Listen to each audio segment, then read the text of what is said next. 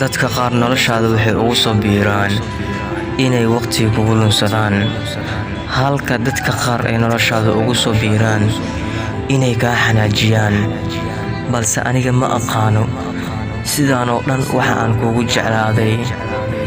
mar waliba waan kaa fikiraa, mar waliba waan kugu danqadaa, 24 saac waan ku xiiseeyaa. joogistaada waa ii danteeda. ma aqaan waxyaabahani oo dhan waxa ay u dhacayaan, balse waxaan aaminsanahay in qalbigaygu uu adigu ku jecel yahay, uuna rabo waqti walba inuu kula joogo. balse adigu ma i jeceshahay? adigu ma igu kalsoon tahay? ma doonaysaa inaan xiriir jecel aan sameyno? ma doonaysaa inaan nolosha qaybsanno? fadlan ii soo jawaab.